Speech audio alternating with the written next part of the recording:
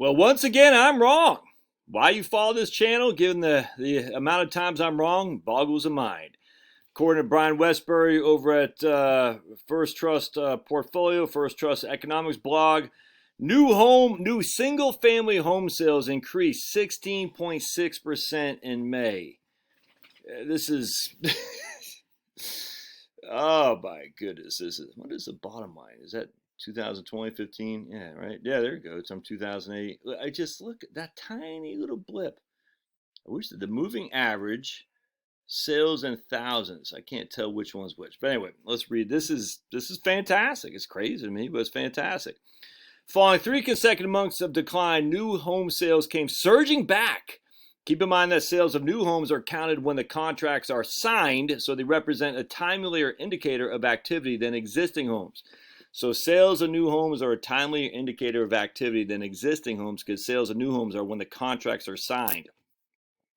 Existing homes are when it's at closing. I wonder how many home sales don't actually matriculate if they go to a contract. What's the percentage of closings from a contract being signed? I don't know. It'd be interesting to see. I can't imagine that much different, but either way. It looks like the recession for new home market was shorter and shallower than the rest of the economy.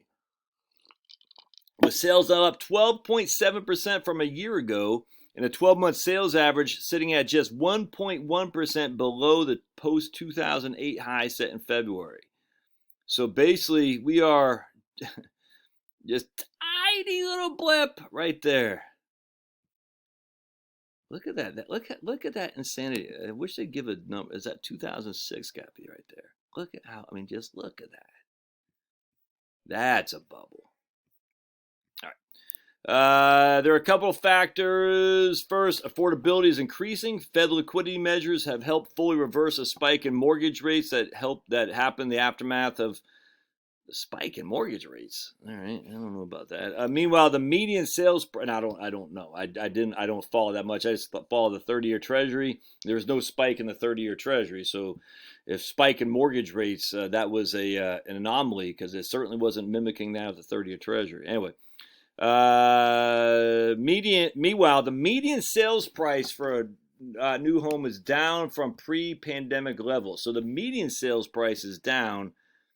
Moving average, and that's I don't know. Is that the price rate? I don't know what that is. No, that's not. I don't know what these are. This is not the median sales price. I'm not sure. Anyways, keep reading.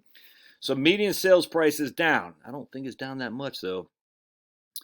Second, buyers' preferences look to be shifting away from units in denser urban areas due to the pandemic. I would say also due to the rioting, not to say just the pandemic, or not to say the rioting and just focus on the pandemic, I think is missing. I don't think that's true at all. I think the lack of policing, the lack of safety in terms of not your physical health relative to a pandemic, but the physical health relative to urban decay is what's driving people out. Just look at the 70s in New York City, man. The same thing is going to happen.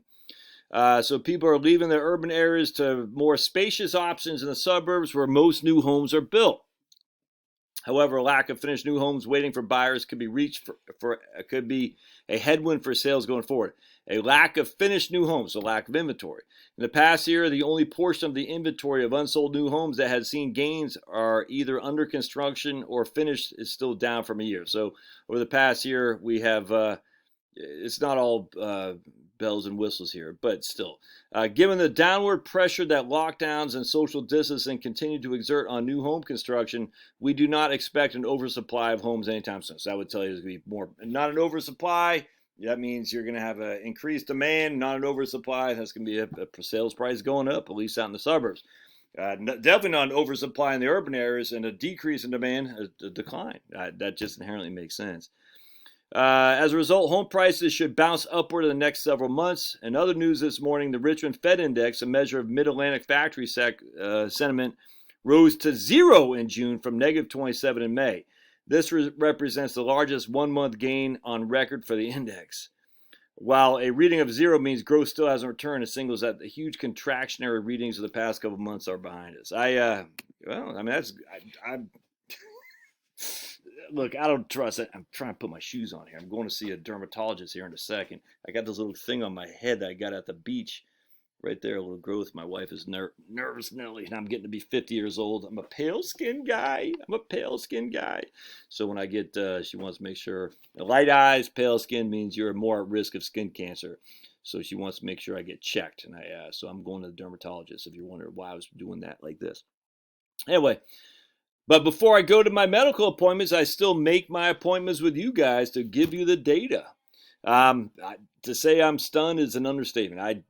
Hey, no one knows nothing. That's all you gotta say. But hey, this is good news. Good news, and I'll take it for sure. I mean, I'm a homeowner. I'm out in the suburbs. I want my property values to not go up until I sell, because I don't want my real estate taxes going up. And in fact, I just got my real estate tax bill the other day.